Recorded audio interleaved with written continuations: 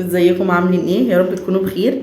دخلت لكم على طول بقى كده. احنا جبنا ايه؟ انا جبت 3 وراك قطعوا ب130 جنيه، وجبت ب20 جنيه قوطه. ادي ال150 ده يعني كده على توت على كبوته. قبل بقى ما نخش بقى في الوصفه وكده، حطوا لي لايك حلو منكم وتصلوا على النبي كده في الكومنتات، ولو ما انتش مشتركه اشتركوا وفعلوا الجرس. كده جبنا ايه؟ جبنا 3 وراك، وجبنا كيلو جبنا ب20 جنيه قوطه، لان القوطه عندنا هنا غاليه شويه. في ناس بتبيعها ب30 وفي ناس بتبيعها ب40، فاوريدي يعني موجوده في كل حته بالثمن ده. مش عارفه بقى، في ناس اغلى في ناس اقل، بس في مناطق تانية الصراحه بابا بيجيبها منها ساعات ب15. فالواحد مش عارف والله يعني يعيش ازاي. هنا في المنطقه اللي انا قاعده فيها حاجات كتير غاليه جدا جدا جدا الصراحه. هنعمل ايه النهارده يا ام هاجر؟ طبعا انا قطعت ال3 وراك زي ما انتم شايفين كده، ونضفتهم وخليتهم زي الفل. وهنعمل النهارده ورقه لحمه بطريقه سهله وبسيطه. كان عندي بطاطس وكان عندي فلفل رومي كده جايباه في حاجات السلطه المره اللي فاتت، وهنعمل جنبهم طبق سلطه، لان فاض مني حاجات سلطه بتاعت المره اللي فاتت برضو اللي احنا جبناه في الفيديو اللي فات. فاض مني طماطميتين على خيارايه على مش عارفه يعني، فاض يعني. هعمل بيهم طبق سلطه برضو جنب الاكل.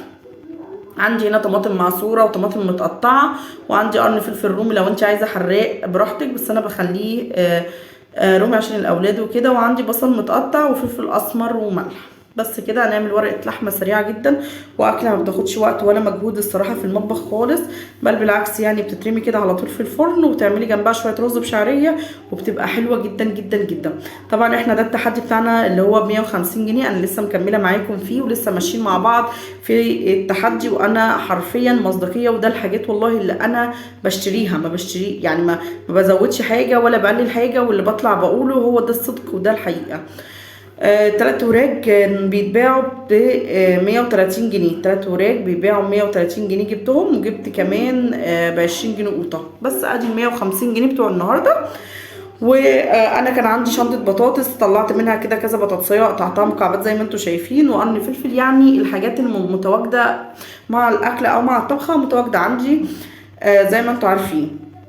جبت قوطه ليا ام هاجر، لان انا عندي قوطه مجمده، وطبعا هي ما تنفعش تتقطع. والوصفه دي ورقه اللحمه طبيعا بتحب تتقطع معاها طماطم. هعمل كل الحاجات الجميله كده مع بعض، وادعكها كلها مع بعض بقى بالبصل بالفلفل بالفراخ بكله عشان هدلقها في ورقه اللحمه بتاعتنا، وهوب نرميها في الفرن، ونعمل جنبها احلى شويه رز بشعريه واحلى طبق سلطه. وكانت اكله بسيطه والله العظيم، وكلنا وشبعنا، وكانت جميله جدا جدا جدا. معلش انا مقلله معاكم في الروتينات شويه، بس الفتره الجايه باذن الله هنعمل روتينات حلوه جدا برضو، وهنكمل برضو بقيه التحدي معانا ده كامل لحد اخر الشهر. النهارده كام في الشهر يا ام هاجر؟ النهارده 17، يعني مكمل معانا ان شاء الله بتاع 10 ايام كمان او 12 يوم مكمل معانا التحدي دوت. طبعا زي ما انتم شايفين حطيت الفرخ، حطيت كل حاجه في الطبق عشان هقلب كل ده مع التوابل مع الفلفل مع الطماطم كله مع بعضه، وهرميه في ورقه اللحمه. يعني هنحط بقى ورق فويل ورق زبده. فلقيت طبعا الكبير داخل علينا، وهنبدا ان شاء الله ان احنا نوضب مع بعض بقى الشقه وكده، وننضف مع بعض تنظيفات حلوه جدا جدا جدا. فاستنوني في الفيديوهات الجايه، تبقى ضرب نار بالتحدي الجميل بتاعنا. مش عارفه هل هكمل التحديات ديت ولا لا، وهل عجبتكم الفكره ولا لا، فاكتبوا لي في الكومنتات. ولو في ميزانيه معينه عايزيني ان انا امشي بيها اكتبوا لي في الكومنتات، وانا ان شاء الله هعملها لكم. بس بقى اي حد بيخش يتفرج كده ما يخش يتفرج بصمت. انا عايزه منكم لايك الحلو بتاعكم، وكمان لو انت ما اشتركتيش اشتركوا وفعلي الجرس لو انت حبيتيني، ولو انت مش حبيتيني اعملي لايك واخرجي بصمت. معلش بجبرك تعملي لايك، لان اللايك بتاعي بتاعك هو اللي هيرفع لي القناه، وانا محتاجه دعمكم بجد. خلاص تبلت كل حاجه، وتبلت الفراخ كمان وكل حاجه، فهشيل بقى الفراخ دلوقتي. و وهجيب بقى الصينيه بتاعتي، وهجيب ورق زبده وورق فويل، عشان بصوا انا رصاها يعني انا حاطه كل حاجه. اقتصرت يعني في الفيديو على قد ما قدرت. بقتصر بس على الوصفه بتاعتنا. بس طبعا انتوا شطار وعارفين هتفردوا الاول ورق فويل وبعد كده ورق زبده، عشان الفويل بيقولوا بيتفاعل مع الاكل او بيتفاعل مع السخونيه عموما.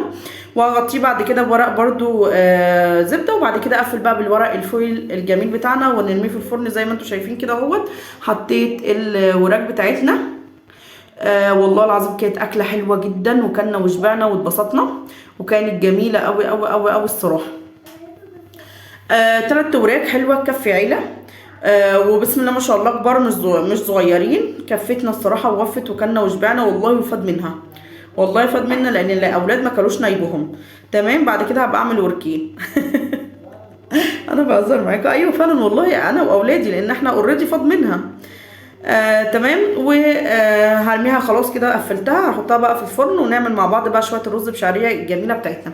فيديو بسيط وجميل وميزانيه سهله جدا وبسيطه. ولو انتوا حابين زي ما قلت لكم ان انا امشي بميزانيه معينه معاكم انتوا حابينها، اكتبوا لي في الكومنتات وانا هنفذ لكم الميزانيه اللي انتوا تطلبوها. ولو حابين نرجع بالشهر تاني نعمل كده برضو ان شاء الله، الظروف بتاعتنا قربت تتحسن يعني، ونعمل كل حاجه في القناه. بس ارجوكي ما تنسيش تحطي لايك قبل ما تخرجي، لان اللايك بتاعك هو اللي بيرفع القناه زي ما قلت لك، وانا محتاجه دعمكم جدا جدا جدا جدا. فارجوكي ما تبخليش عليا باللايك الجميل بتاعك. ولو انت مش مشتركه وحبيتيني اشتركي وفعلي الجرس زي ما بقول لك. لو انت مش مشتركه حطي لايك واخرجي. لو انت ما حبيتنيش يعني. فيا رب يكون ليا قبول عندكم. هعمل بقى شويه الرز بالشعريه الجميل بتاعنا. طبعا احنا متواجد عندنا الرز والشعريه، واحنا متفقين ان لازم يكون عندك رز السنه. ده حاجه انا ما بقدرش استغنى عنها. الرز والطماطم في البيت الاتنين طول ما هم موجودين في البيت، اي طبيخ هيدلق جنب اي حاجه. والدنيا بتمشي والحياه بتمشي، احنا في غلاء والدنيا صعبه، ولو احنا ما دبرناش امورنا صح صدقوني هنضيع الدنيا وهنضيع امورنا ونضيع حياتنا، وهنبقى في ضغوطات وحشه جدا. فاحنا اللي بايدينا نريح نفسنا وبايدينا نتعب نفسنا، بس احنا نمشيها بالورقه والقلم وصح. الرز جميل بتاعنا خلاص اهوت، يا دوب بحمر الشعريه، احلى رز يعني واسهل طريقه رز. وهملحه بقى واغطيه واسيبه ايه يتشرب مع نفسه. وهعمل طبق سلطه جميل كده صغنن وحلو، عملته معاكم قبل كده في القناه متهيألي كذا مره، فاللي ما شافوش يروح يشوفه. ومعلش ان انا هفكرك باللايك الجميل بتاعي كل شويه، لان زي ما قلت لكم انا محتاجه دعمكم، محتاجاه جدا جدا جدا. وانا والله بتعب في الفيديوهات دي جدا، وبتعب في الميزانيه دي فوق ما تتخيلوا. خلاص خلصنا الوجبه بتاعتنا، ودي صينيه ورقه الفراخ تحفه جدا بجد والله العظيم، جربوها بتبقى حلوه وخفيفه على المعده. والرز الجميل بتاعنا واحلى طبق سلطه عملناه. وده كان الفيديو بتاعنا النهارده، فيديو بسيط وسهل وخفيف. بس ما تنسيش بقى انت اللايك بتاعنا عشان لسه مكملين في التحدي. ولو حابين تكملوا معايا التحدي اشتركوا وفعلوا الجرس عشان تشوفوا الفيديوهات اللي جايه بعد كده هتعجبكم، وهتبقى فيديوهات ضرب نور. فما تنسيش اللايك الجميل بتاعك وتصلي على النبي في الكومنتات.